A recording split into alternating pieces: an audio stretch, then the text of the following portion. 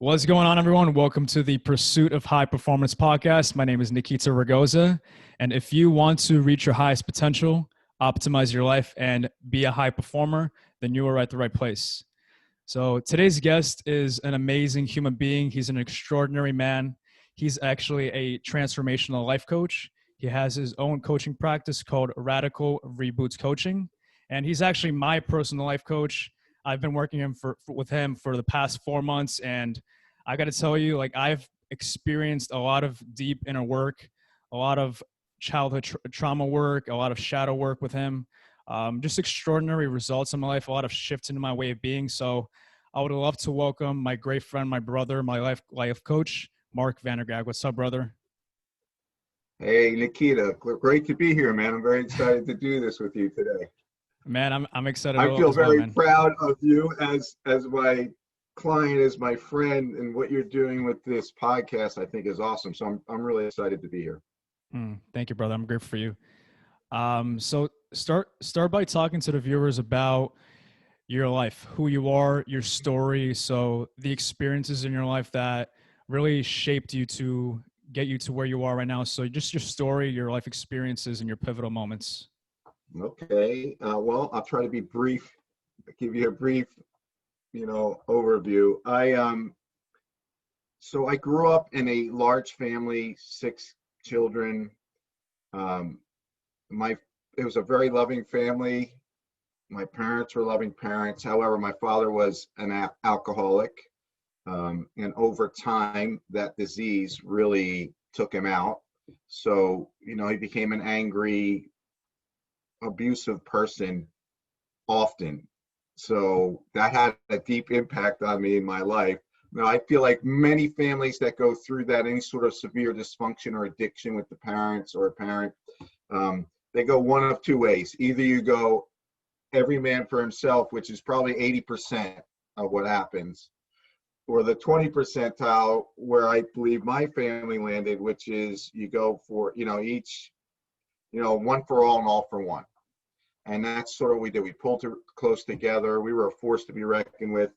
That experience of that tight-knit, brotherhood and sisterhood of my sisters is part of what shaped me, and any experience of the pain of going through that situation with my father put me on a path of searching, wanting to understand myself, understand, why my life was the way it was. Through that search, I got involved in many, many studies, many practices, but I eventually started a business. I started a number of businesses. One of my businesses was a climbing wall business. I had at some point I had up to 13 locations. So I had a lot of people working for me, a lot going on. It was really crazy. I loved it. It was a lot of money coming in the door, a lot to manage, and it grew me in so many ways. During that period of time, I was lucky enough to meet Marianne Williamson, who is a best-selling author. She wrote A Return to Love. She's a Course in Miracles student and teacher.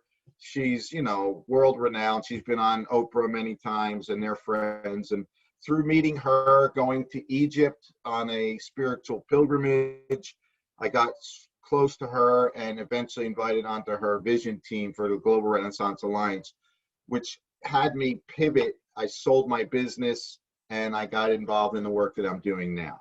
I've been doing this work for 20 years. I started when I was 15 years old. No, that's a lie, but I I started 20 years ago when I was working with her, and she grew me in so many ways that I can't even begin to tell you. She's tough, she's not going to let you get away with playing small. And I really greatly appreciated that about her. A very deeply spiritual person, transformed me. I'm also a student and teacher of A Course in Miracles. So that's huge in my life. It just having that book land in my lap changed my life. It's more than a book. If you've read it, you would know it's definitely, it's channeled material. It's spirit speaking directly to us. I would call it a living word. It's miraculous. So anyway, I've incorporated that into my work that I do. I study with Debbie Ford. She trained me in the shadow work that I do, the Ford Institute for Integrative Coaching. The idea behind integrative coaching is real short and sweet, is that most of who we are, we deny and disown by the time we're like 6 years old. And we do that because we're trying to create a winning formula, a way of being that wins for us, that gets us accepted in the world. We learned very early on in life that you can't get people to love you, but you can get them to accept you. And it's more important to be accepted than anything. You know, we're herding animals. We like to stay in the herd. It keeps us safe. So we find ways to be accepted. And the way we do that is by cutting out whatever we think isn't good, right, about us, which is never true, and limiting ourselves down to a tiny little portion of what we think people want. And that it becomes our personality. And then we live life thinking like, this is my personality, it's just who I am. And not really. You invent most of your personality. And we do it by eliminating a lot of who we are and what we're capable of. We eliminate, number one, what we think is bad and wrong. We've somewhere along the way learned to judge or interpret aspects of ourselves as not good and not acceptable.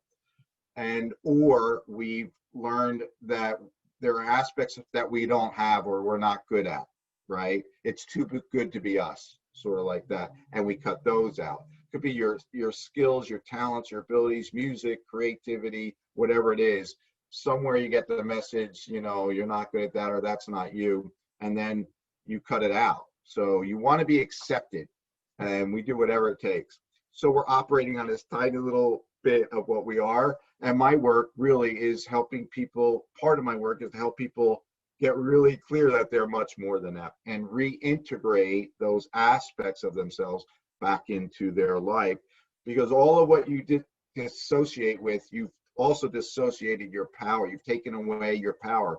That all represents power. And so when you cut that out, you cut out your power. And you wonder why, like, I want this great life, I want all these things, but you can't seem to create it because you've cut out 99% of your power. So you have to bring it back, repower yourself, and then move forward. And that's really the work that I've been doing with you on a lot of levels. So I hope that helps get an idea of me. I'm also, I call myself a life shift coach. I help people, especially men, shift into the God-given grand vision for their life. So that is my deep, deep passion. Help people discover their passion, their purpose, because everybody has one, a passion and a purpose that is meant to be theirs. You know, you come with some gift to give to the planet. If you aren't clear about what it is, or if you feel like you're not capable of giving it, you're not going to bring it to the planet. And you're the only one that can give your gift. You're it. If you don't bring it, we don't get to have it. And the world doesn't get to heal. And I believe the world is in the process of healing. The more people I can help bring their passion, their purpose, their grand vision to the world, the faster the world heals. So that's my deep, deep passion. Wow, brother, that's powerful stuff, powerful work. I want to touch base on some things you talked about. So you shared about your dad, how the experience with alcoholism affected your like it was a pivotal moment in your experience. I remember you told me about how you used to play guitar and your father, I think he shut you down or something, or he said you weren't good at playing guitar.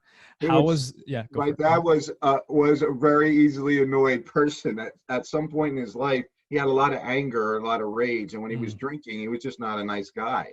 In the morning, he was a sweetheart, but as soon as he started drinking, forget about it. And he would say things, you know, he just couldn't tolerate the noise. To him, it was noise. And I played electric guitar, and he would say, "Turn that goddamn thing down," you know? Yeah. So can you share how those moments in life, how like our parents shut us down or say that we're not good at this, like and like for example your dad, about like him being like very sensitive to noise when he was drinking, what does that do to the child, like psychology? What does that do as a young child? What does that do? Like, does that cut that part of you out, like you said? Does that create repressed emotions? And what happens? Right. Thank you for the question. So, yeah, you know, what happens is because as a young kids, you know, especially little kids, we know we're vulnerable and we're dependent upon these, you know, big beings around us, our parents, primary caretakers, to keep us alive, literally feed us, keep a roof overhead. So we'll take in whatever they say, whether they intended to do harm or not. Like, most parents aren't intending to do harm, right? But because we're small and we're vulnerable and we perceive ourselves, we tend to have a fearful perspective on things. If we hear something like turn that goddamn instrument down or whatever, it's a good chance, most people, not everybody, we're all different, we interpret differently, but you know, a vast majority of kids will probably take that to mean I suck at this. I suck at this. And if I keep doing this, I'm not going to be accepted by my, you know, primary caretaker. And if I'm not accepted, I die. That's how the psyche perceives it. Like, I'm left out in the cold, no food, no shelter, no protection, right? On some primal level, we're trying to keep ourselves alive. So we hear that, we take it in, and I go, okay, I need to be quiet. I need to not let anybody hear this music, right? And so what I did was, because I love music so much, I couldn't stop playing, but I did turn it down. And I got to where I had a sort of a phobia for anyone hearing me play. So for years, I played only when there was nobody around my apartment or my house, and I was all alone. I wrote songs, I would sing, I would play, but most people never got to hear it. It was only later in my life that I started to do my healing work around it. I would go out and do open mic nights, petrified, dude, petrified. But I would do it, you know what I mean? I recorded music, I've done lots of things. So, but it took a long time to get there. It was a deep wound. And that's what you would call a light shadow. That part of me that has a talent for music. Look, where there's a love, there's usually a talent. There's a love for it, there's some sort of talent. So I have a talent, but I didn't believe that I did. And so it took years to sort of heal. And it's still one of the most difficult things for me to manage in my life. I still have moments of deep shyness about it, you know, but I'll do it. I'll push myself out there and do it. And I let a lot more people hear it. Yeah. Yeah, man. So can you share about what type of work can people do? Like, what type of tools and modalities can they utilize, or what can they do to actually heal those wounds and to, like you said, the shadow work? What can they do? Yeah. So let me clarify about the shadow. So there are light shadows and dark shadows. None of them are bad, right? The dark shadows are the aspects of ourselves we perceive to be bad and wrong in some way. The light shadows are the parts you would normally say, yeah, that's good, right? But I feel like I don't have that. They're all shadows that get stuffed away. And so you have to go in, have a conversation with them. That's the work that I do with you. Meet that part of yourself. It is you, but you temporarily sort of dissociate with it so you can talk to it. You give it a name, you give it a face, you have a conversation with it, you allow it to talk to you, right? That's part of you, how you start to build a relationship with that part of yourself and integrate it back in. It is going to give you things to do, actions to take, real world actions to take, because that is what it would do if you were allowing it to move through you. And as you allow that and do what it's asking you to do, you're now integrating it back into your life, right? So the light shadows, you know, are things like music, whatever it is, you know, maybe just simple things like being kind or being intelligent, or, you know, whatever it is, parts of yourself you would assume to be positive. The parts you would assume to be negative are also positive. You've just cast a negative shadow on it. You've cast a negative judgment on it. So I'll share one of mine. And I usually have you give names to them, right? You name them, and the name usually relates to the quality, their overall quality in some way. That way it gets anchored in. You really get to learn what this part of you is, right? So I have one called Lazy Larry, right? And when I met Lazy Larry, doing this process myself internally in my own mind, Lazy Larry was swinging in a hammock between two palm trees on a beach, and he was sipping out of a coconut, right? And he's like, you know, what I want from you is I want you to take a nap every day. And so what I learned about lazy, right? So again, with my father and my family, it was not okay to be chilling out on the couch or on the floor, just hanging out watching TV when my dad would come home after being out drinking, because he was usually came home angry and he was looking for a target, right? So if you were that guy laying on the couch, you got targeted. and he came at you for whatever, you just weren't allowed to do that. It was viewed as being lazy. And so I took that in, like that part of me that can rest and relax is lazy. And so I made that lazy. And this is the thing, kids get to rest and relax a lot. It's part of being a kid. You get to lay around and play and have fun. You need to have that stage of your life. But I cut that out. And in my house, you looked for dad. There was always somebody standing watch. When he came home, his car pulled up, he let everybody know, hey, dad's home. And you had to scramble and look busy. So I brought that into my adult life. And I was like really against anything that looked lazy. I couldn't sleep, I couldn't rest. And I was constantly doing busy work, right? But the thing about busy work is it's not productive work. It's rarely productive work. It's designed to make you look busy. It's not really about producing, right? So when I did this work, and Lazy Larry talked to me, I'm like, okay, what do you need from me? What do you want from me? He's like, I want you to take a 20-minute nap every day. That was hard for me to swallow at that time. But I've become an expert, and this is like 19, 20 years ago that I did this process. I've become an expert at napping. I can lay down flat on a bench in the middle of a busy street, and I'll fall out in a second. I'll sleep for exactly 20 minutes, and I'll wake up in exactly 20 minutes.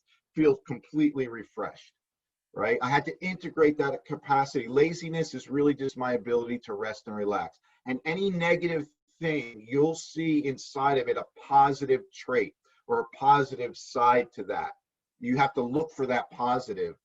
And you get to have resting. And when you can't be with lazy, which is really just resting, relaxing, lazy is going to show up. This is the thing, you can't actually cut anything out.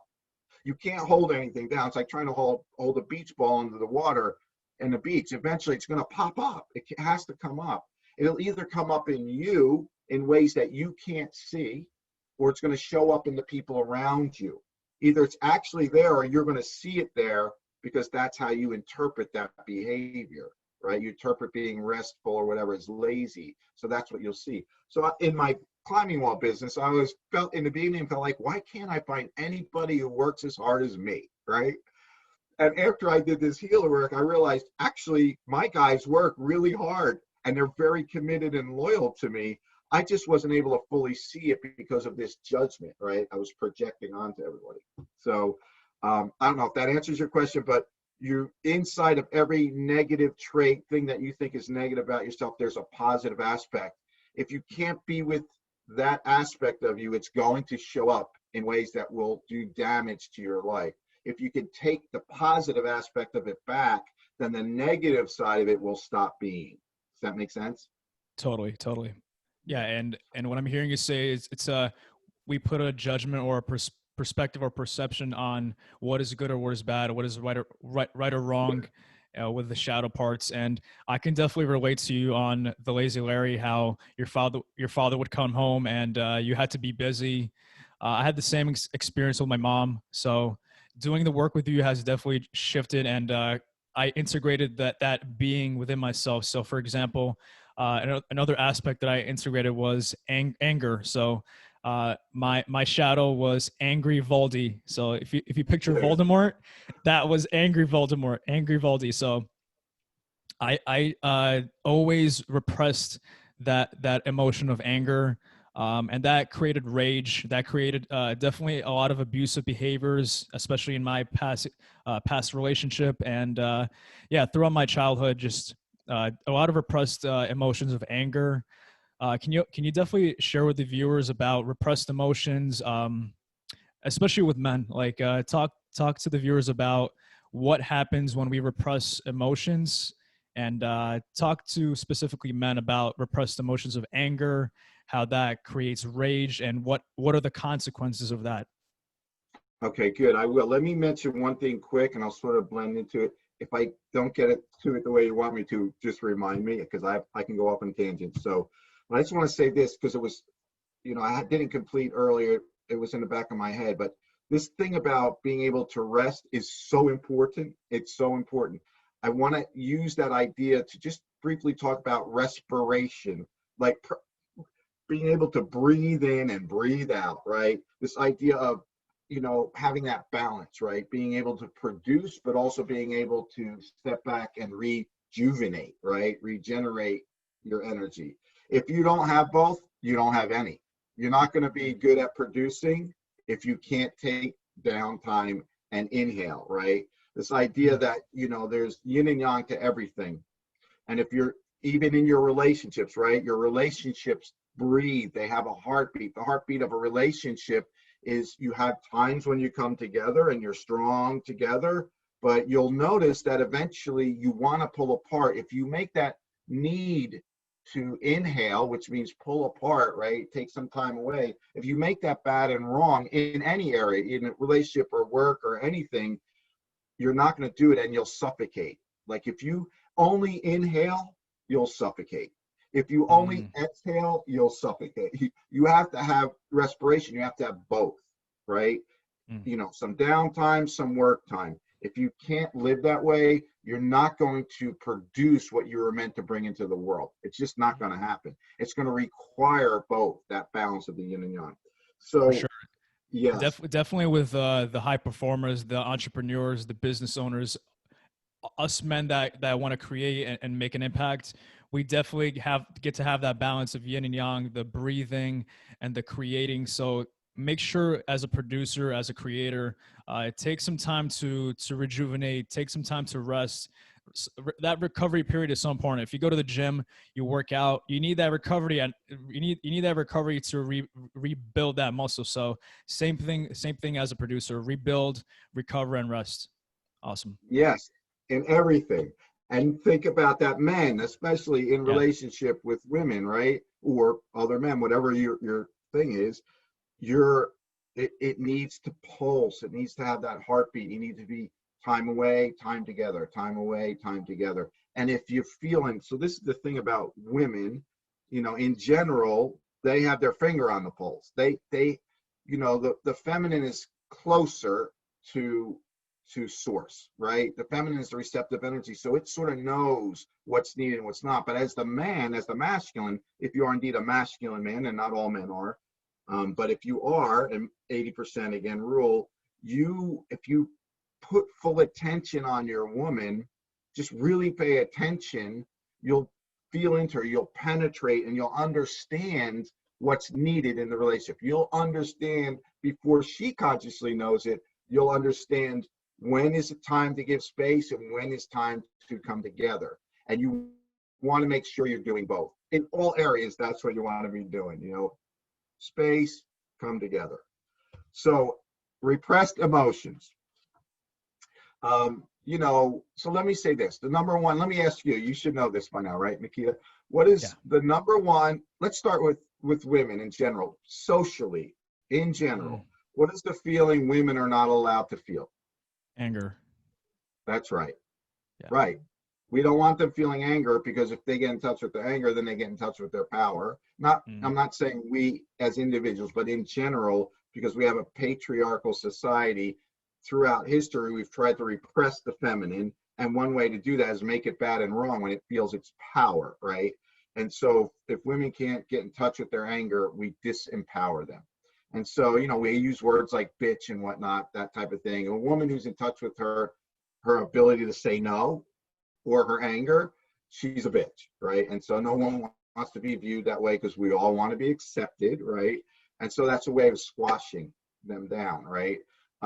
And so that's its own, bag of tricks, and there are lots of ways to help manage that for women.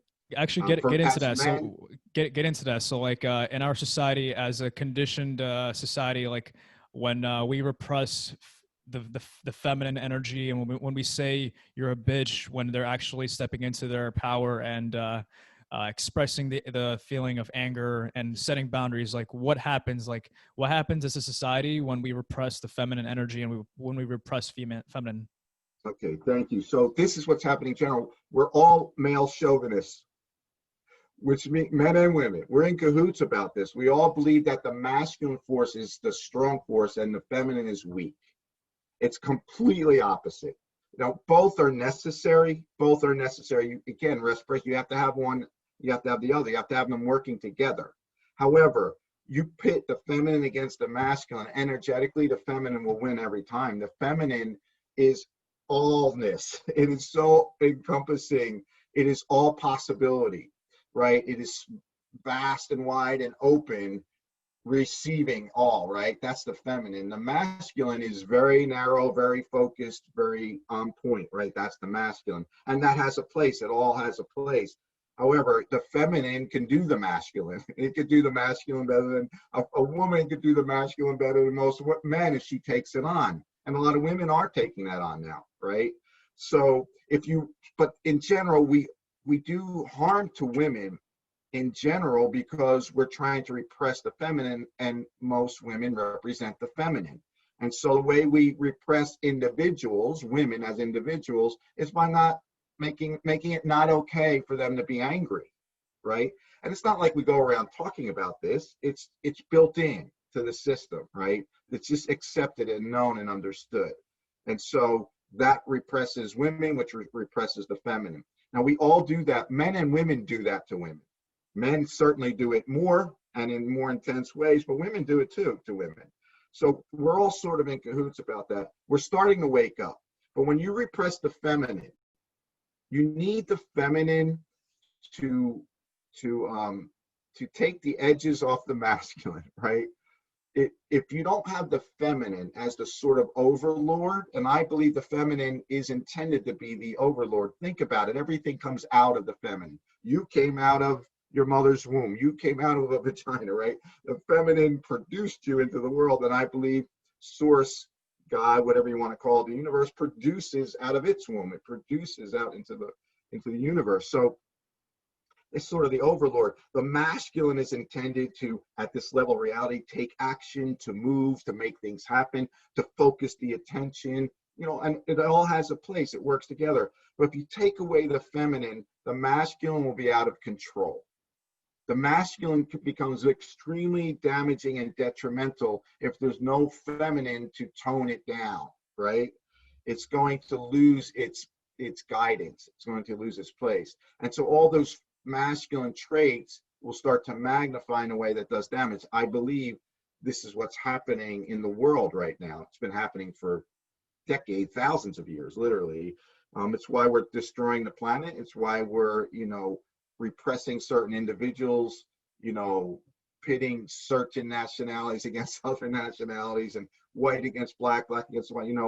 It's all it's about the masculine out of control. And so the feminine is not weak. We all need to bring it back. As a masculine man, and I'm a masculine guy, like I'm in the 80% for sure.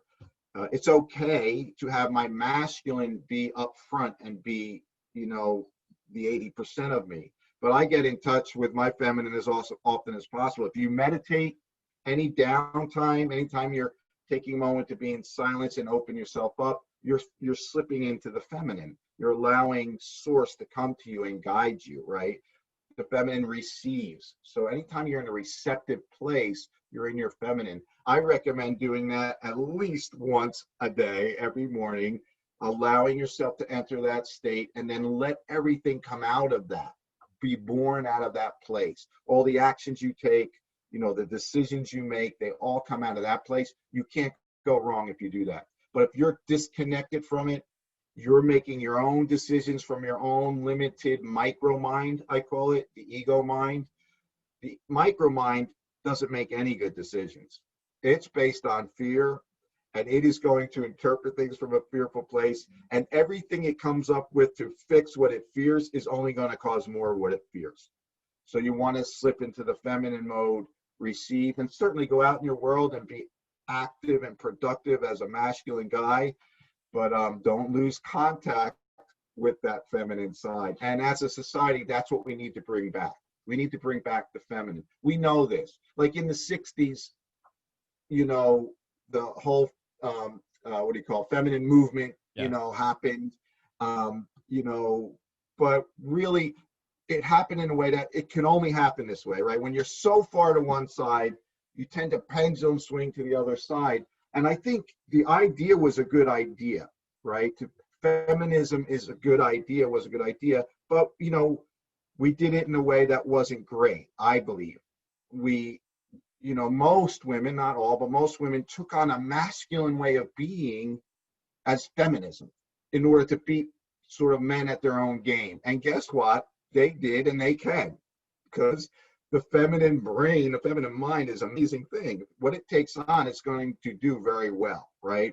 So, but the problem with that is it only added more to the masculine issue, to the negative masculine, not the masculine issue, but the negative masculine that doesn't have, the feminine to temper it, right?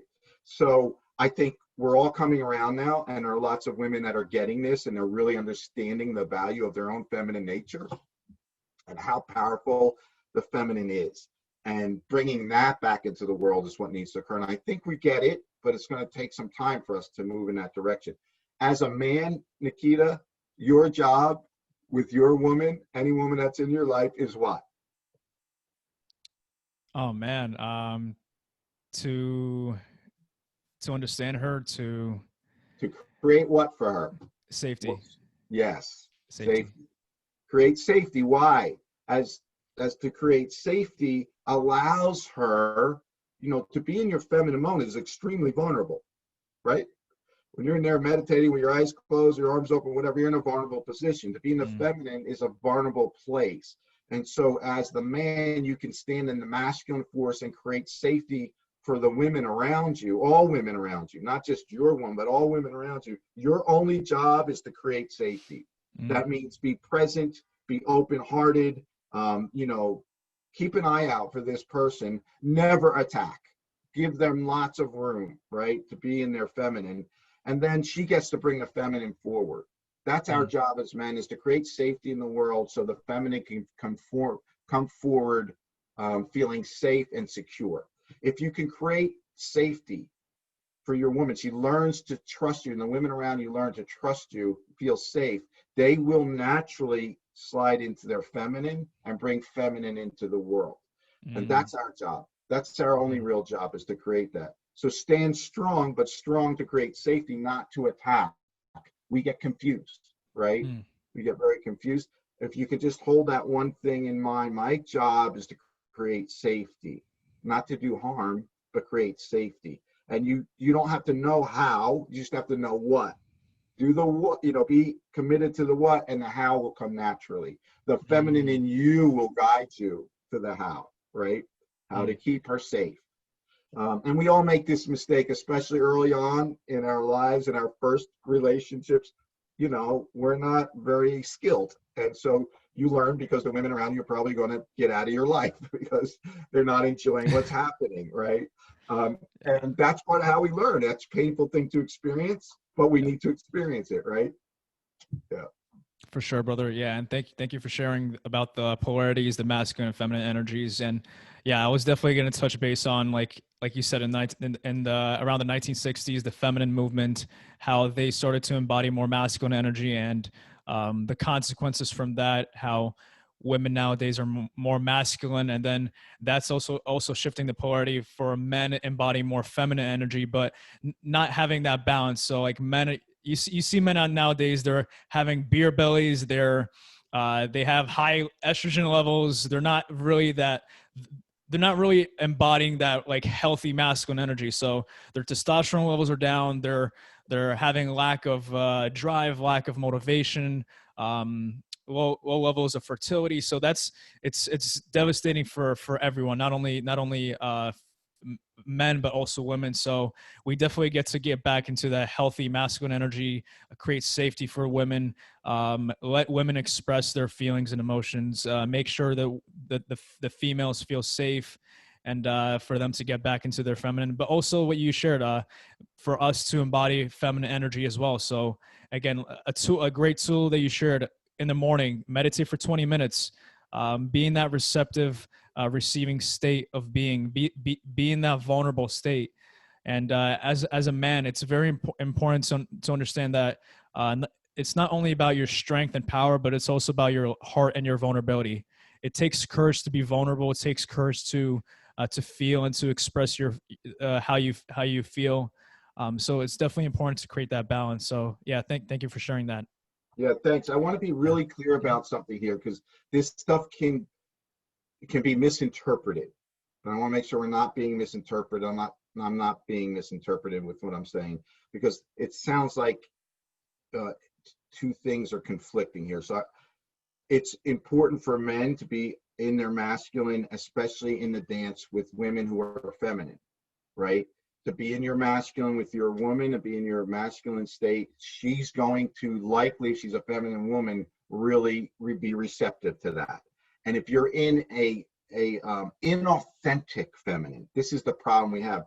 Women, shifted into the masculine. I don't think that was wrong, by the way. I'm not saying that was a wrong thing. That had to occur in order for them to start getting power back, right? It had to occur. That pendulum swing had to occur, but now we're trying to find a balance, right? And so it's very appropriate for a woman to be in her masculine in many situations. She's out in the work world. She's a CEO or whatever it is she's doing. Certainly, shift into your masculine, do what you got to do. But with men and women together, in general, if it's a feminine, her natural state is feminine. And his is masculine. If that is what's occurring between these two people, to be in the opposite poles will not work well in that relationship. If she's in her masculine most of the time, she attracts a guy who's in his inauthentic feminine, right? He's trying to be nicey nice, or a new age guy, what I'm talking about. We all know these types or have been these types. And that's disgusting on some level to a feminine woman. It's like, yuck. But at first it seems to work because she's strong in her masculine.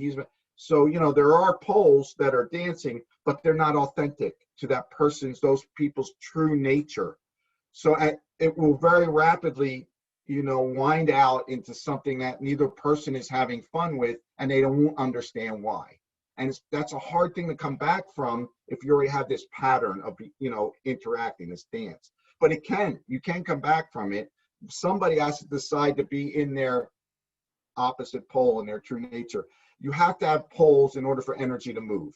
If you don't have the opposite poles, energy doesn't move, and that relationship will be flat. And we did this at some point, right? David Data talks about this, teaches this, and this is where I learned most of this from, David Data. So he's a mentor, and his whole idea is at some point we created these equal relationships where men and women both do everything in the relationship, right? Which again isn't wrong, was a place we had to go, but in that place the energy is flat. There's no charge moving. And so his idea is we get to go back to this masculine feminine dance, but in an enlightened way. Not how it used to be where men suppressed women, right? Not that. Where we both have equal value, but we are different. And that gets to dance together. So I just want to be clear about that. It's like, yes, men get to be more in touch with their feminine for real, not as a reaction, not as I'm trying to get accepted, so I'm going to be Mr. New Agey nice guy. That is too syrupy, right? That's not going to be attractive. No, you'll be in your feminine when you meditate. When you have a moment of danger or, a challenge, you immediately go inside and say, oh, okay, universe, God, source, Jesus, whatever you turn to, please guide me here. In that moment, you go in, and then you step into your masculine. You're having difficulty in a relationship with your woman or whoever you're in a relationship with, you ask.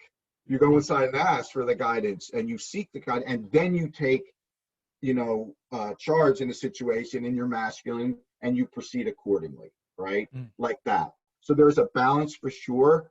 And I'm not saying feminine isn't good for men. It's only when we're doing it in an inauthentic way. There's a winning formula. That's not pretty, right? Yeah. So can you share like some actionable steps about how do men get back into their authentic masculine and okay, good. Yeah. embody more? Yeah.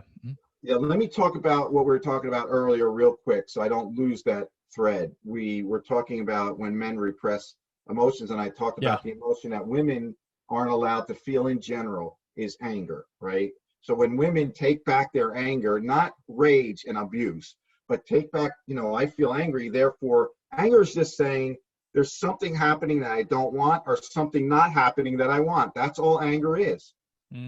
That's it. It's a feeling like, whoa, this is not okay, I need to stop it, or whoa, I need to have this, right? That's it. If you can feel it, if a woman could feel that, then she knows what to ask for and what to stand for, where to set her boundaries, right? Yeah. And that's good for the whole world if that occurs. For men, the emotion that we're not allowed to feel is what? Fear. Right. Yeah. You know it, I know it, every man knows that. You're not allowed to admit fear. You know, we come up with words like stress. Stress is invented, that term was invented by a man. It means fear. Stress is fear. When you're feeling stress, it's fear of some kind, but we don't have to say the word fear if we say stress. We don't have to admit it. We don't have to really feel it. So fear is the thing we're not allowed to feel. And because we're not allowed to feel it, it's very uncomfortable for us. We feel other feelings around the feeling of fear. About the feeling of fear, we feel shame or we feel guilt, right? Because we're not supposed to feel fear, right? And it's not like we're talking about any of this. It's just what's happening inside. So what we shift to instead, because it's, feels more powerful than fear, much more, is what? Anger. Yes. Yeah. Fear becomes anger like that for us because anger feels fine. It feels powerful. And men are allowed to be angry, right? It's not really okay, especially when it's rage, when it comes out as rage, but we shift right into anger. And most of our feelings for an unawakened man, right? And we're all at varying degrees of awakening. Nobody's fully asleep and nobody's fully awake, right? But we're moving in that direction. For somebody who's significantly not awake, all of those emotions, sad, the 8 top primary emotions are, happy, sad, angry, scared, shame, guilt, pain, and lonely. So all those emotions, except for the happy part, we will channel into anger because all of them feel weak to us. Anything other than anger feels weak, right? And so we tend to have a lot of anger and immediately pivot to anger automatically, not like we think about it. And then we want to repress it because it's not okay to feel with your woman or in your family, or it's not okay to express or whatever.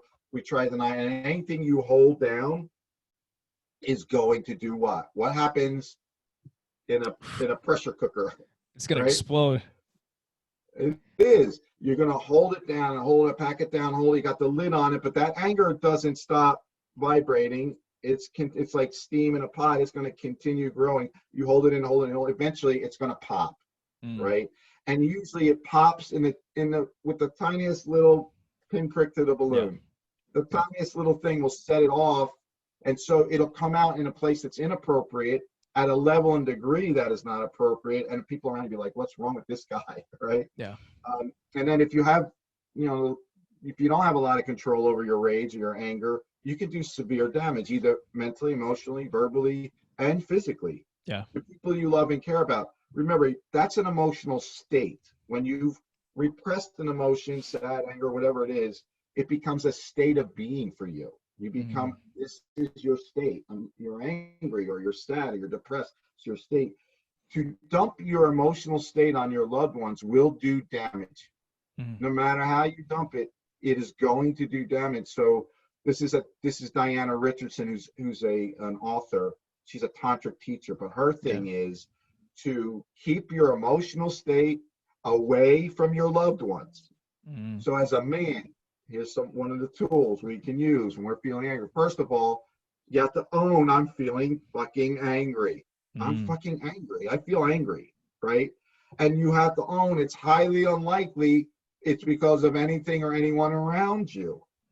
Something may be happening, like, I drive on my way to a restaurant I eat at often. I'm following the train the whole way. It gets in my way a lot. The train thing comes down and I feel angry because I'm trying to get someplace. But my anger isn't really about the train. It's not really about any of that. If it's becoming anger for me, it's really fear. I'm afraid I'm not going to get there on time. It's becoming anger. It's because of old repressed anger. Yes. Right? If I could just know that, then I can deal with it. And if I can own it, at least to myself, then I can deal with it. And I say, okay, I'm feeling angry, and now I'm going to go release that emotion in a beneficial, positive, non-harmful way. That means take it away from the person and situation you're in.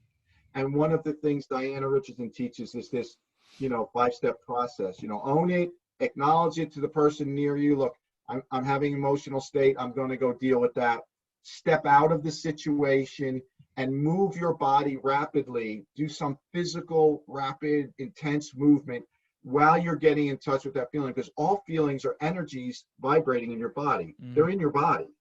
And so if you do this and you, like, say you're running in place, you're doing jumping jacks or jumping up and down on the rebounder or doing push-ups, instead, whatever it is, you're just doing intensely while you're saying either out loud or to yourself, depending on where you are, you know, I feel angry, not I am, because what you claim as am, you make more of.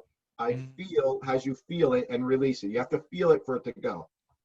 I feel angry. I do this in the gym. I've told you this, right? And the first few times I did it, there's a couple of guys in the gym. This one big dude, man, he like came up to me, he goes, I'm looking in the mirror doing curls. I'm like, I feel fucking angry, you know? And I'm like, fucking angry. And he comes up and goes, dude, are you okay? You know? I'm like, yeah, I'm okay. And I explained to him what I was doing. He goes, oh, okay. Now he sees me doing it from across the room. He's like, you know, thumbs up. He's supporting me in it. But I do it. I don't care. I just get it out. And I'm in the gym with guys. Who gives a shit, right? Yeah. So, but you'll release it. And what happens, and what you're going to notice, and I know you've done this, Nikita, is you're going to come to a point where you just don't feel it. It's done. You got it out. It's done.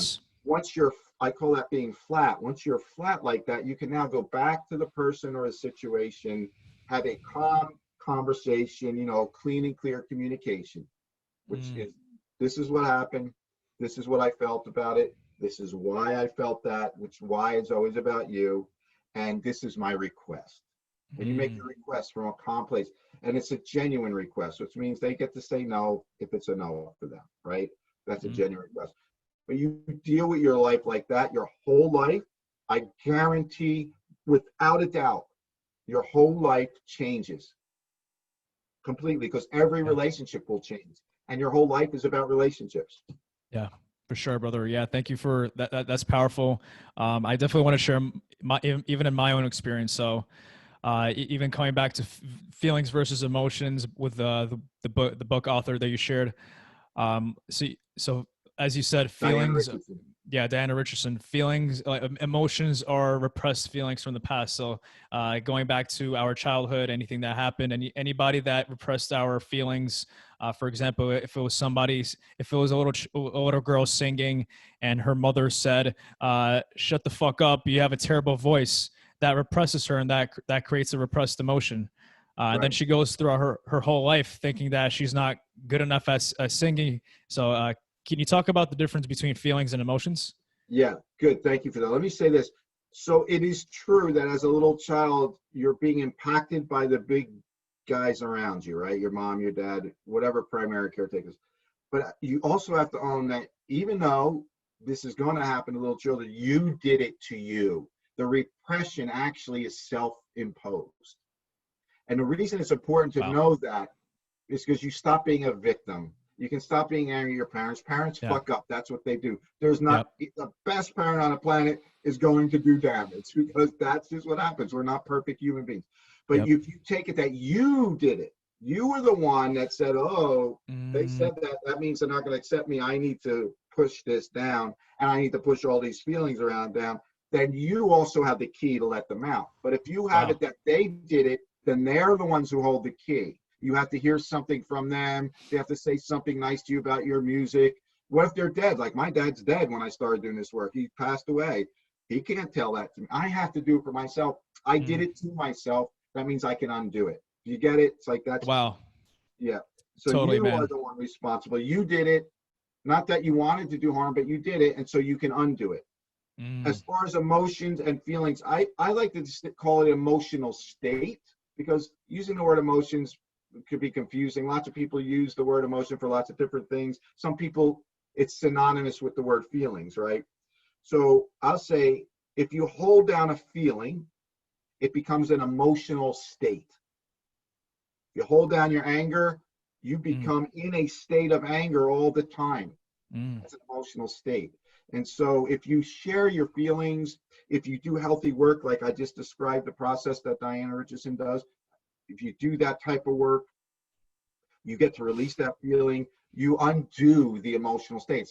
It's like lifting the little spout on the pressure cooker. I don't know if anybody's ever used a pressure cooker. It's got that little release valve, right? Yep. You release it, release it, release it, Yep. release it. Over time, that pressure gets less and less till there's enough release pressure you can actually take the lid off and keep this pot open. You want to be open.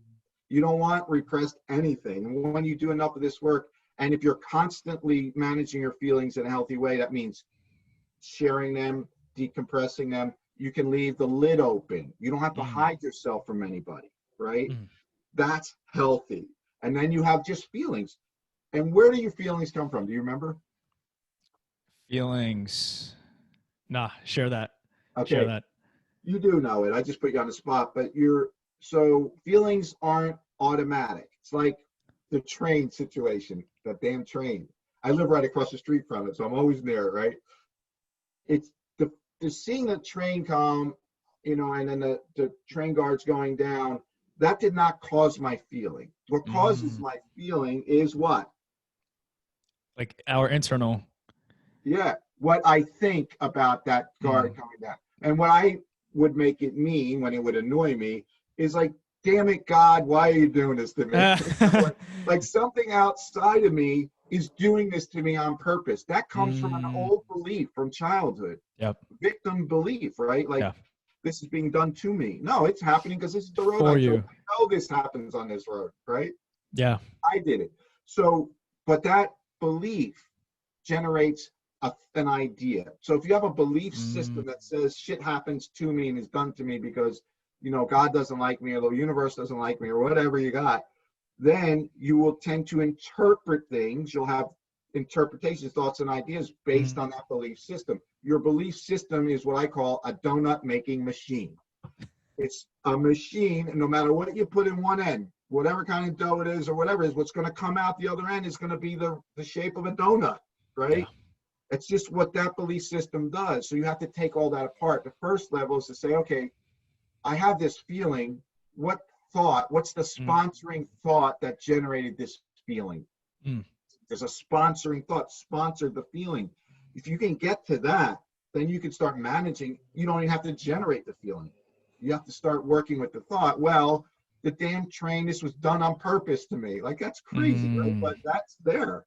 So it's like, well, wait a second. Where does that thought come from? It comes from a belief system, the donut making machine. Then you dive into that. Where did that come from? What happened? Who did it happen with? And you start to repair that belief system and change it. Change the donut making machine. Take it apart. So you're not making donuts anymore, right? And then something happens. You're present in the moment. I'm on my way to Arnold's Way Vegan Restaurant. I want to be there in 10 minutes. This train has now stopped me. I'm not going to be there. What does that mean? That doesn't mean anything other than I'm not going to be there on time. So what am I going to do? I'm going to pick up the phone. I'm going to call my friend I'm supposed to meet there, and I'm going to let them know, train has stopped me. I'm going to be 2 minutes late. Sorry. That's it. That's all that has to occur. I renegotiated the situation, and then I let the train pass. I cannot have any charge over it. I don't have to have a charge. Right? Period. Wow. Yeah. And that's a constant practice. I mean, we're all practice. People are conscious and aware, trying to become more conscious. It's a practice. Sometimes it gets you, and sometimes you remember to do the work, right? But the more you do it, the more natural it comes. And when you finally take that machine apart, you don't have to remember to do it anymore. You're just in the now, in the moment all the time. You're not in those past belief systems. You're right here, right now. And this is what the spiritual masters, any guru or master has ever walked the planet, this is all they mastered. They mastered the thoughts in their own mind. And so they were able to generate the emotional state they wanted. And your emotional state is a very real energetic thing. It's vibrating. It's attracting your world to you. It's creating the grass that grows around you. And so when you have control over that, your everything around you is stepping into your environment. Like, I believe Jesus walked the planet. Some people don't believe that, but I believe in Jesus. I have a relationship with Jesus. I'm not a fundamental Christian or anything, but I have this relationship. But Jesus healed people, in my opinion. And the way he healed people was this method. Like, people stepped into Jesus's aura, his environment, and they were raised Mm. vibrational, their energy was raised up to his vibrational level. And at the highest level, it's impossible to be sick. Mm. You were not created to be sick. The universe didn't generate you sick, it generated you perfect, healthy, and whole. Mm. We're imposing the rest of it on ourselves, most of it subconsciously. So you raise a person's vibration into your level of vibration. If your vibration is at that level of perfection or truth, then they raise into the truth, and their illness, whatever it is, goes away.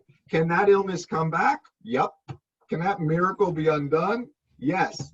If your mind goes back to the old vibration, right? And so what Jesus would do, and this is something, again, you can study this through Neil Douglas Klotz, who is a brilliant author, and he's an Aramaic scholar. And Jesus spoke Aramaic, and that's the language of the day when he was here. And so he teaches a lot about Jesus and the language Jesus used and what he was actually saying, not how it was translated. And so, but back in the day, in when he was speaking that language, you know, the word ruha, that language is the word for spirit. It literally means breath, Mm. breathe, or environment. It means your environment, right? So if you stepped into Jesus's environment, you raised up to that level. Jesus would say to people, Jesus was like more like an indigenous person. Jesus was an indigenous person. He was more like a Native American or a shaman in South America. He walked around barefoot. He chanted and he sang. He, you know, when he would heal a person, he would grab their tongue and spit on the ground and, you know, tell them to chant with him to raise their vibration, right?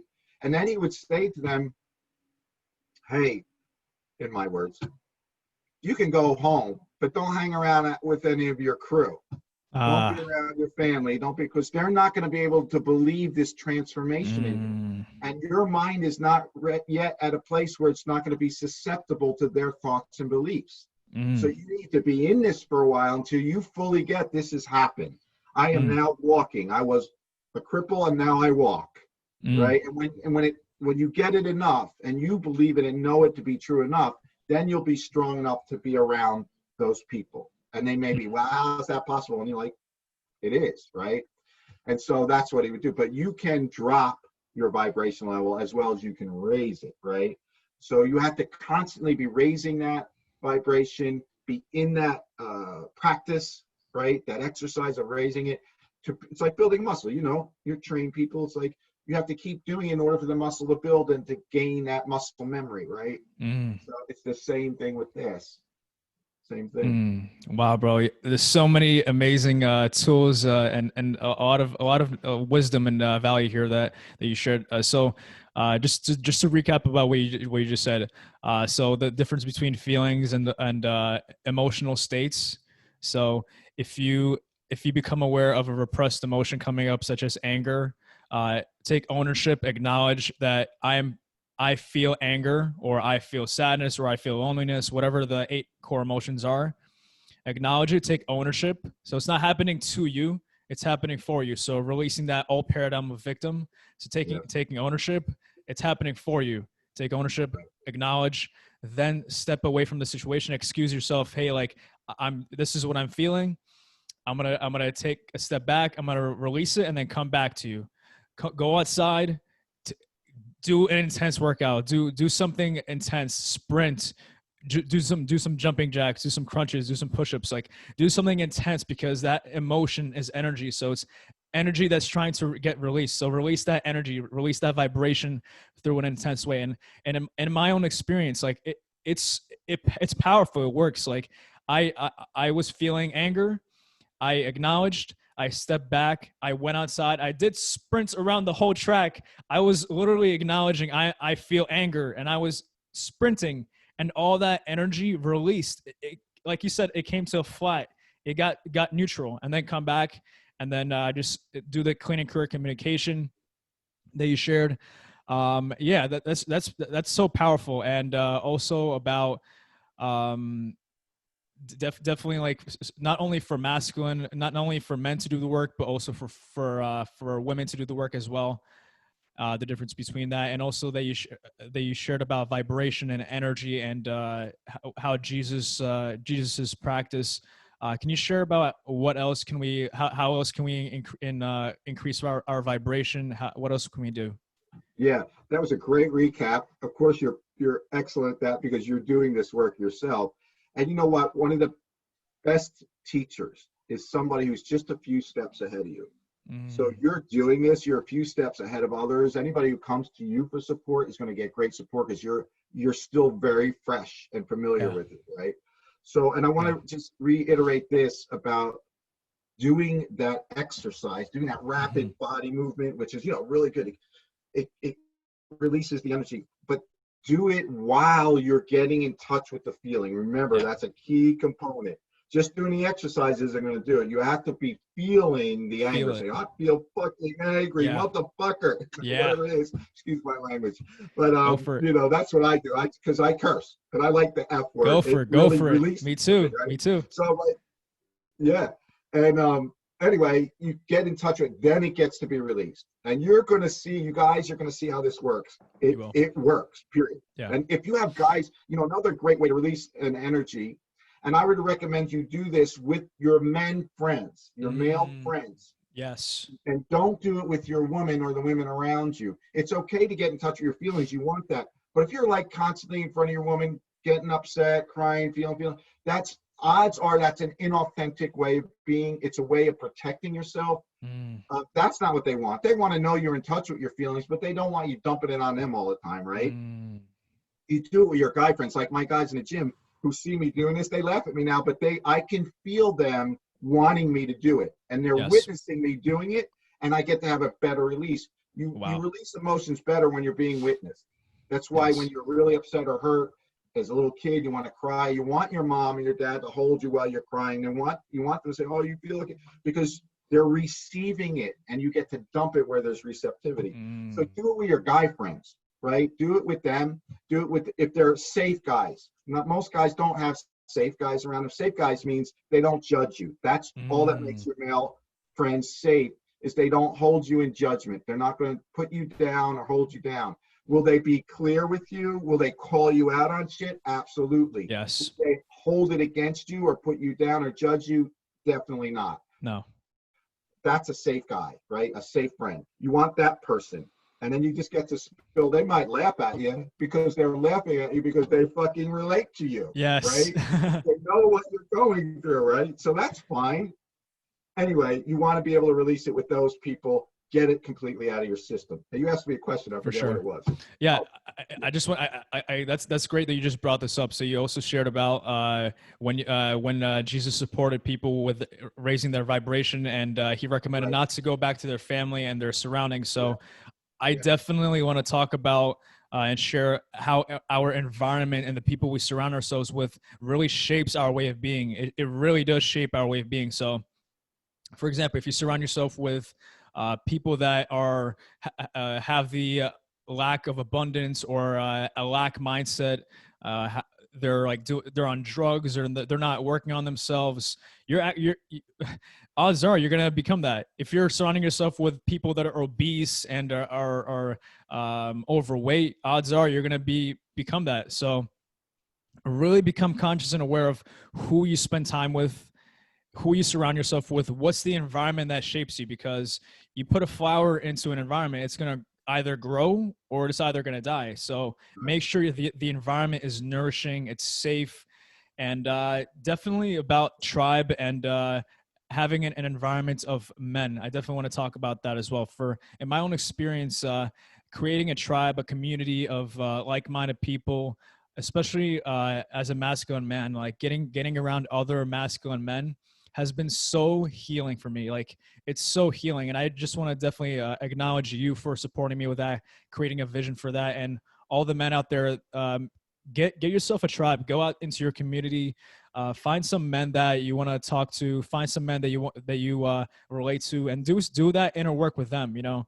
Go into the forest like my friends and I do. We go into the forest, we go hiking, we connect, we share what's coming up for us, we scream, we yell, we release all those repressed emotions in a healthy, in a healthy way, and we have unconditional love for each other.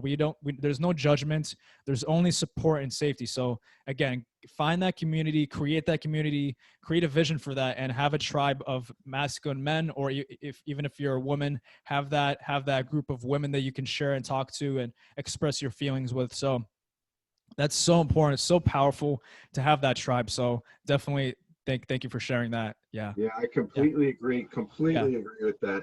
And to remember, these guys are safe. They receive you. They don't judge you. That doesn't mean they're not going to be hard on you sometimes. No. The masculine is hard. It's yes. tough. That's what it is. And sometimes they're going to be hard on you. It's not the same as being disrespectful. They're going to call you out. They're going to hold you to account. So they're going to, put you up, not put you down. Yeah. And sometimes the way somebody puts you up is by holding you accountable. Yeah. When you're saying, well, I can't do that, they're going to say, yes, you fucking can. Yes. You can do it. What are you talking about? You absolutely can do it. You don't want to do it. You're afraid to do it. That doesn't mean you can't do it, right? They're going to call you out. You agreed to do this. Why aren't you doing it? What's going on? Come on, man. Like, that's a masculine way of being with other men. That's fine. Yeah. When it crosses into you're an asshole or you're a judgment, then it's not okay, right? There's a fine line there. But, we're tough on each other, right? Yeah. That's okay to be tough on each other. That's what makes us produce, right? Yeah, that's sometimes so true. That's what we need, yeah. So I just want to make that distinction, right? So for sure, so it's not confused. We're not like, being soft on each other. It's not that. We're being loving, and sometimes love is really tough, right? Yes. It's really tough. For sure, yeah, and definitely like to the group of my tribe that you're listening, I'm gonna hold you accountable. I'm gonna call you out on your shit. I'm gonna call you forward. I like using that. Call you forward and really hold you accountable to reach your highest potential. And even you, brother, like always be open to feedback. Always be open to just receiving what people can share with you. So hold each other accountable as men. Call each other forward to be the best versions of yourself. So that I love that, man. I love that. Yeah, totally, man. And you're good at it. And that I know your crew. I know everybody in your crew, and they're all awesome guys, man. I'm envious, actually. You have a great crew. There's a good crew, guys. Very conscious. You're part of our circle, brother. You're part of it. You're part of it, bro. Yeah. So I completely forgot about what we were gonna the last question that I asked you, like what we were gonna go into. Do you remember? I don't. Well, the last one you asked me was what you sort of answered the question yourself, which is fine, about having the environment, the people you're around, and how important that is. Just to know, I mean, this isn't about like making anybody bad or wrong or less than you. It's not about that. It's all temporary, by the way. Right now, I might be a few paces ahead of Nikita, and I'm coaching him. In 6 months from now, I might be coming to Nikita to coach me, right? Or in another area, he might be ahead of me, right? So it's not about putting down or about more or less. It's just about what vibration do you want to be around. And everybody's going to have a moment of down vibration. That doesn't mean you cut that person out of your life. But their general emotional state, if that's in a place where you want to be, those are the people you want around you. But they say you are the 6 people that you surround yourself with most. That's who you are. If you want to know who you are, that's who you are. What are they being like, right? So true. So pay attention to that and move. You don't have to cut anybody out, but who you surround yourself with and who you're around most of the time matters, right? Yes. It matters. And so you want that tight group around you to be people that are elevated or at a level you want to be at or are at. You're wherever they are is where you are. That's the idea. Definitely be conscious of that and create that healthy, supportive environment. I remember the question that I was going to ask you. So what else can we do? So like, what are some practices and tools that you use to increase your vibration, to support your well-being, to support your highest potential and performance? What can you share with the viewers? What do you do personally? Yeah, thanks for the question. So first thing, when I'm on my best behavior, because there are times I'm not, but lately I've been on pretty good behavior, is first thing in the morning, first thing I do is jump in the shower because it wakes me up. Then the first thing I actually do is it hot or cold? Hot. Yeah. Okay. I know you're. Do you like cold showers? I hate them, but I love them. I love them. There was a time when I was doing that a lot. But yeah, there's so much comfort in the warm hot shower. I've been taking that instead. But yeah, I hear I'm gonna you. call you out right now. Take that discomfort. All Cold right, shower. all right, all right. Ah, shit. Okay, I will. My next shower will be cold shower, and I'll let you know that I did it. Awesome, bro. And I'm gonna hate you for it, but I'll do it. I know. So I get out of the shower, I go right to meditating, or I call it centering. Centering is the number one most important thing you do. If you don't do anything else, center every day. And if you center several times a day, better, right? The amount of time is hugely important. Like I usually do 20 minutes. Sometimes if I'm feeling under the gun or whatever, I'll do 15 or 10. Or if even it's just 5, I honor it and I go in. When you're in the state, when you're in your center, when you're in the vortex is what I call it. When you're in the vortex, time doesn't matter. There is no time in a vortex. Yeah. What matters is that you enter the vortex. Every time you enter the vortex, you come back a more expanded being, and it accumulates over time, and you never lose what you got. It doesn't go away. What you gain in the vortex, you keep forever. It accumulates, it builds on itself. So the more you do that, the more you're transforming your nature at this level. And so go into centering. I center 20 minutes. I first center metaphysically, which means in my mind, my eyes closed. I'm in the metaphysical. Meta means beyond the physical or spiritual. So I center in the spiritual. Remember, everything is centered by something, you guys. Everything is centered. Everything is in orbit and is centered. And for human beings, we're centered on our belief system, our thoughts, what we're thinking in our mind. The problem with most human beings is we get pulled to many different centers, depending on what's happening around us. We get pulled off our center. The guy cuts you off in the road, you're centered around that. You're pissed off and angry, whatever. That, if you center every morning, you're strengthening your capacity to stay on point. Stay on point. You are here for a purpose. And that purpose shows up today in a specific way. You've been guided to do it. Stay on point. Nothing pulls you off of that, right? That's the masculine force. You stay on point. If you practice like exercising, staying on your center, going into your center, you strengthen that capacity to stay on point. Stay centered around what source wants for you. Stay centered around purpose and passion, and not let other things pull you off point. A man who walks the world like that is the most attractive man there is. It doesn't matter your age, your stage, your looks, or any of that, your money. That man is attractive to both women and men, right? He's not going to want for friends. He's not going to want for attention. Not that you do it for that reason, but it's attractive because you're on center, you're on point. First thing in the morning, get on center, get on point, go into your meditation state, number one. And then for me, because I am experiencing myself as a body, I'm not a body, but I am experiencing myself as a body right now. I manage my body. I eat healthy. And for me, I'm a vegan. And so I'm what they call 80% raw, high raw, which I eat mostly raw, 80% raw. Fruits and vegetables, many different ways of preparing that. And so I start usually with a juice in the morning, celery juice or watermelon juice, and move on through the day with that. But managing my diet is the number one most important thing I could do after centering for me. And then, keeping good physical shape, exercise, all that stuff. Constant attention to my emotional state. Like I've been doing this practice the past month or so. Every day in my centering, I have this list. Briefly show you. I don't want you to see the names on there, but it's a list of. I'm scanning for upsets and for any sort of animosity anywhere where I haven't done forgiveness. So I would say the next thing is forgiveness work. So being clean emotionally, being clean in my relationships, not having anything in the way. And so I have a list of people that I realize, even though I may interact with these people and not tell them there's something in the way, I'm angry at them for something, or I feel hurt about something. So I have forgiveness work to do with them.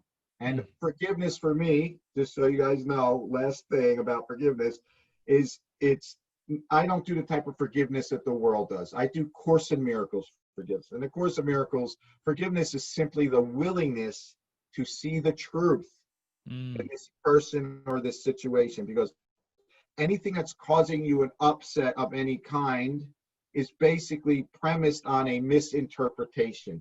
of who you are and what you are and who and what is around you. And so you can't actually be harmed. You may be experiencing a body, but you are not a body, right? Bodies can be harmed, but you cannot. Yeah. You are invulnerable. You're all knowing. That's the truth of you. So you can't actually be victimized by anybody. They may attempt to, but if you know who you are, it can't have an impact, right? So forgiveness work is saying, please show me the truth about myself, about this person, about what's happening between us. And what you will see is two things. You will see the ultimate truth, which is this is a child of God in whom God is well pleased, no matter what they're doing, what their behavior is, or their personality trait is. They are a child of God. They are perfect. And you are a child of God, perfect, all powerful, all knowing, all capable. When you see that, everything gets a lot smaller. And then you'll also see at this level of reality what may have caused that person to behave that way, or what may have caused you to perceive it that way. And then you get to work with it on a different level, and you get to clear the space with this person and not have that binding you up. Because every place you have an animosity, you have an incomplete. And wherever you're incomplete, you're losing energy. It's like if you look at yourself sort of like a receptacle or a container for God force energy, or for the universal energy, or love energy, whatever you want to call it. It's supposed to be filling you and spilling out of you and producing into the world. But if you have these incompletes, these upsets, these animosities, places where you haven't forgiven, it's like cracks in your container, or you could call that you're out of integrity. The word integrity actually means to be whole and complete. That's why they use that word when an engineer is surveying a bridge to see if it's something wrong with it. They say the bridge is out of integrity. There's cracks in the bridge. It can fall down. The same is true for us. Where you're incomplete, you're out of integrity, you have cracks, all your energy is spilling out. And then you're wondering why I can't create what I want to create in my life. It's because you don't have the energy for it. Your creative force is spilling out to all these upsets, holding them down or holding them at bay or whatever it is. You're losing energy. You're bleeding it out of you. So it behooves us to go in and clean this shit up. Sometimes you don't have to say a word to other people. Sometimes it's just inner work, and you realize what you were doing and how inappropriate it was, and you just forgive. Other times you have to have a conversation. Sometimes you have to say, the 4 steps of clean and clear communication. Hey, I just did this with a buddy.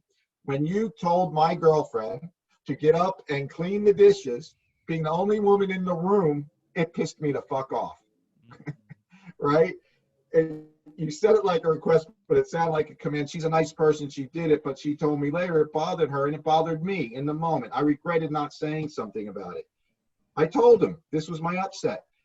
It upset me because, I care about this person. I'm very protective of her, and I don't want anybody putting her down in any way. It felt very chauvinistic. That was it. I made it mean you were being a chauvinist, is what I said to him. And, my request is, I felt hurt and angry about that. My request is that you don't do that again. In fact, if you're feeling pressed for time and you need somebody to help you with the dishes, just say, hey, can you guys help with the dishes?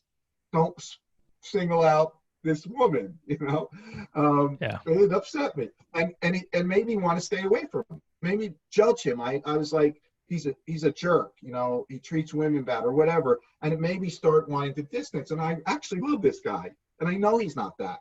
So having that communication, and he said, Mark, I'm so sorry. That is not what I meant. I was feeling pressured because I was trying to help you with something, and I had clients, and I needed her to help us. I said, okay, well, this is the way you can do it in the future. He said, I promise I will. And then it was clear. It was done. Wow. Sometimes that's what you do. You have to communicate. Make sense? Totally. Yeah, man, I love what you said, and it all connects together. So like being in integrity, getting back into whole. So doing the work with the shadow process that you go within, becoming whole, like getting into integrity with who you are, as well as what you said, the clean and clear communication, and connecting to a book that you recommended to me that I read twice, the 4 agreements. So the second agreement is don't make assumptions. So don't assume anything. So your perspectives and perceptions and assumptions will actually create whatever you're thinking about the situation, but it's not actually the situation. The fact is, this is what happened. So what you get to do is just ask. So ask the question, clean and clear communication, make a request, and move on. So don't assume, don't come from your perspective and perception on what's going on. So clean and clear communication. I love that, man. Awesome, brother. Awesome. Yeah. Awesome. Yeah. Thank you. And Don Miguel Ruiz, he's the author of the Yes. 4 Agreements. And I was lucky enough to have a retreat with him in the desert in Wow. Santa Fe. He's the real deal. He's Wow. the real deal. If you want a real shaman, I mean, he's basically retired at this point, but man, that guy's the real deal. And he had a huge impact on me. So anything by him you guys can read, that will change your life. There's another one. What is it called? The Love one. I recommend. Yeah, it's the Mastery of Love by Don Miguel Ruiz. Mastery of Love was his first book. That's how I met him. And then the 4 Agreements, great books, great stuff. Exactly. Don't make assumption, man. That's what we're doing all the time. You can't possibly know what you think you know. You're making it up, right? So go into it and find out from that person, what was this about? You know, it's crazy what will show up. And you'll get to keep friendships, keep your heart open. You don't have to be shut down, right? No negative energy in you. Good stuff. Yeah. Yeah. You don't know what you don't know. So don't make assumptions. Go ask. Exactly. Yeah. Yeah. Right. So I love this. I love this conversation, man. Like so much value and purpose that you're bringing to the table, to the viewers. So get clean and clear communication. Make sure you're getting conscious and aware of who you surround yourself with. Focus on the repressed emotions that are coming up and release that in a healthy way. Man, so many powerful things. Before I ask my final question, is there anything else that you would want to share with the viewers? Any other value? Anything else you would want to share? Nothing I can think of. I mean, I can go all day with this stuff. So yeah, I'm definitely gonna have you on. Definitely round 2. Moving forward for sure. So many other things that we're gonna talk about. So my final question is, what is your definition of high performance, and how do you get to a level of high performance? Wow, that's a good question. I mean, to me, high performance, I guess, is operating at your optimal point, right? Which I think is ever changing. There's no end to that. Yeah. Right. There's no end to that. So yeah, for me, I think high performance is when I'm producing from a place of truth. Like I'm genuinely producing out of my purpose. That's high performance to me. So, whether I work out well or whatever, that's not what I consider high performance. All those things are part of how I get to high performance. But it's about productivity to me. I've come to this planet to give a gift, just like you have, just like all you guys have. Yeah. Everyone watching, you have a gift to give. It's yours and only you can give it. It's your purpose. We all share a purpose with a capital P. The Course of Miracles says we share this purpose. Our purpose is to make happy and to heal. We've all come to bring this purpose to the planet, but each of us has a very specific role to play in that general purpose that we all share. And that's your purpose, your passion, your gift. And it may look like somebody else's, but it's not the same. Like, you may be a coach and I may be a coach. Okay. Similar purpose, but my way of coaching will never be your way and vice versa. Only I can do it the way I do it. And there are certain people, the Course of Miracles says there are certain people, your students are waiting for you. And we're all teachers and we're all students. And your students are waiting for you to say yes to your purpose. And when you say yes, they are prescribed to you. They are meant to come to you. Yes. They will show up and you will give the gift and there will be completion. You guys will fulfill your roles. And then those people get to give their gift. Right? Yes. That's how it works, right? And so that's high performance. When you're doing that, you're being about that every moment of every hour of every day. To me, that's high performance. Can you hold that? Not everybody can hold that forever, but the more you're in it, the higher you're performing, right? So, Wow, that's powerful. Know your truth, know your purpose, live your purpose, be on purpose, and know that you're unique. You have a gift here, so get on purpose. I want to say this about your gift. Your purpose will never change when you're clear about it, right? So like my purpose is to teach love and liberate the soul. And Now, I used to run a climbing wall business. I had a bunch of locations. It was a great business. I loved it. I loved the body work in it, and I loved working with people, having experienced this success, right? What I was teaching them was love. I was teaching them what they're capable of. The same purpose, done in a very different way. The vehicle of delivery will change over time, you guys. And don't let that freak you out. This is what quarter life crisis and midlife crisis is really about. You've cycled out. You've reached the top, the peak of this particular vehicle, the way you're giving it. You're ready to expand into the next big way. Yeah. If you try to hold on to the old way, you're going to suffer. It's going to become a crisis, right? All the crisis really is the universe calling you to move forward, and you're not doing it, right? Just say yes to it. Be willing to let go of the old. There's not a lot of room in our society for this, by the way. We don't appreciate this. We no longer have rituals to help people move into the next cycle and the next cycle. But this should happen multiple times in your life, 3, 4, 5 times, staging into these next greater, grander iterations of yourself, right? Don't be afraid of them. Be about your purpose. The vehicle will change. I don't do climbing walls anymore. Now I'm a coach. I work with teams and groups of men and groups of people and help them expand in their vision, right? It's a different vehicle, but it's the same gift. I'm using the same gift. So it's you can distinguish between the two, and you're free to move on to the next thing and the next thing. You're still you giving the thing you came here to give. I love that, man. I love that. So you're always living your purpose, but the vehicle and what you're doing, it shifts. And when you get stuck, when you're in that stage of stagnation, that's the universe telling you, hey, man, you're here for expansion. You're a spiritual being. You're here for expansion. So let that go. It's not serving you anymore. Release that, let that go, and move forward with your purpose somewhere else. So, man, I love that, brother. Thank you for all your wisdom and for your value and for your contributions today. Where can people find you and learn more about you? Okay, you can go to markvandergaag.com. That's one place to find me. You can find me on Facebook and Instagram. Or awesome. Reach out to Nikita, and he'll give you my phone number. Yeah, I'm definitely gonna put all your information in the description, your website, your social media accounts, and man, people go reach out to this man. He's gonna support you in your inner healing work. Man, a tremendous impact on my life, tremendous impact, a lot of growth, a lot of healing within myself.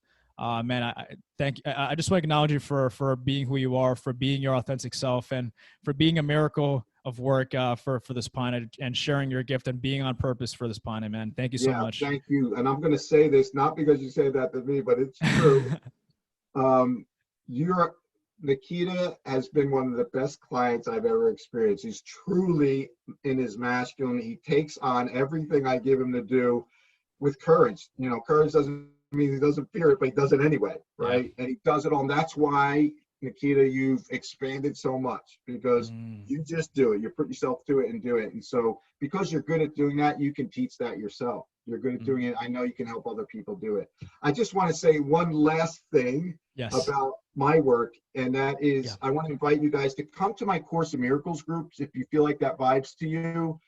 I do them. There are live Zooms that are put on live on Facebook, so you can do it through Facebook, or you can jump on a Zoom call. You can go to my website to sign up for the Course in Miracles groups, and you'll get reminders. Also, I'm doing another shift event. It's called the Shift Training. It's a webinar. It's a 2-hour webinar on the 29th of this month. You'll find information about that on my website as well, or you can reach out to me through Nikita. So those are 2 things I would love to invite you guys to come to. The Shift event is a practice. So you're going to be involved in that 2 hours in shifting something in your life. It's a $97 cost for that. But if you jump in now before I put it live for people to sign up, you get it for $20. So jump in. Yeah, man, the impact and the value and the transformation is it's out of this world. So go reach out to this platform. Go to the Course of Miracles that he practices, and do the shift experience with him. And all that is going to be in the description box below. So awesome conversation with you. Thank you so much again. I'm really grateful for you. And to everyone listening, know that you're unique. You all have a gift and a purpose here, and continue pursuing your highest potential and live your purpose and continue being your highest performing self. Peace. Peace.